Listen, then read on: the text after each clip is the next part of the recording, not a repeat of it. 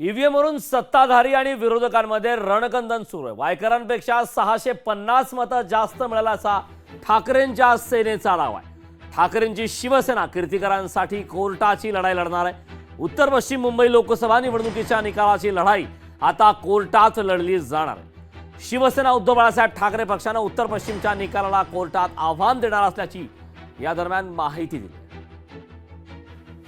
Seat आपल्या हातातून गेली कशी, काय गडबड झाली, काय गफलत झाली, आणि त्याच्यानंतर गेले 10 दिवस साधारणपणे 5 जून पासून चर्चा सुरू आहे। काल परवाकडे देखील पेपर्समध्ये असेल, बातम्यांमध्ये असेल, आपल्याच माध्यमातून वेगळे त्याच्यात रिपोर्ट्स येत आहेत। मग आत फोन कोणी घेऊन गेलं होतं का, कोणाच्या फोन OTP आला होता का, कोणी काही तिथे गडबड करण्याचा प्रयत्न केला का।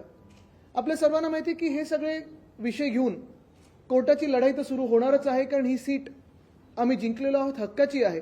आणि मुंबईकरांनी जो निकाल दिलेला आहे हुकुमशाहीच्या विरोधात, तो जगजाहीर आहे। ईव्हीएम हॅक होतंय की नाही होतंय, परंतु या मतदारसंघातला विजय हा संशयास्पद विजय आहे।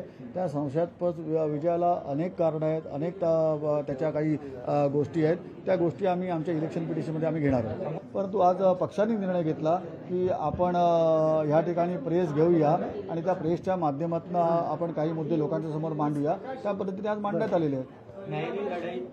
न्यायालयीन लढाई कधीपासून आहे, म्हणजे काय न्यायालयीन लढाईचे पेपरवर्कचं काम आमचं चालू आहे आणि मला असं वाटतं पुढच्या दीड आठवड्यामध्ये आम्ही हायकोर्टामध्ये जाणार आहोत। आमच्याकडे जी मतं जी मोजली गेलेली आहेत ती 650 जास्त मतं आहेत त्याच्यापेक्षा।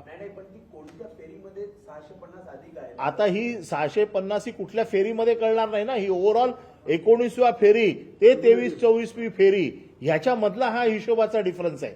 माझी मागणी आहे, हा संपूर्ण निकाल अत्यंत रहस्यमय आणि संशयास्पद आहे। त्याच्यामुळे रवींद्र वायकर यांना लोकसभा सदस्यत्वाची शपथ घेण्यापासून थांबवलं पाहिजे निवडणूक आयोगाने। जोपर्यंत ह्याची पूर्ण शहनिशा होत नाही, संशय दूर होत नाही, तोपर्यंत रवींद्र वायकर यांना लोकसभेच्या सदस्यत्वाची शपथ घेण्यापासून थांबवणं हीच लोकशाही आहे। मला वाटतं मूर्खपणासारखी वक्तव्य आदित्य ठाकरे संजय राऊत करताना दिसत आहेत। ईव्हीएमवर तर सगळीकडे वोटिंग झालंय, मग तुमचे खासदार ज्या ठिकाणी निवडून आले त्या ठिकाणी ईव्हीएमनीच वोटिंग झालं ना। मग सर्वप्रथम त्या खासदारांचा राजीनामा द्या आणि बॅलेट पेपरवर त्या ठिकाणी मतदान मागा, म्हणजे तुमच्या मागण्याला किंवा भूमिकेला काही अर्थ प्राप्त होईल। नाहीतर ही केवळ नौटंकी म्हणून आपल्या वक्तव्याकडे पाहिलं जाईल।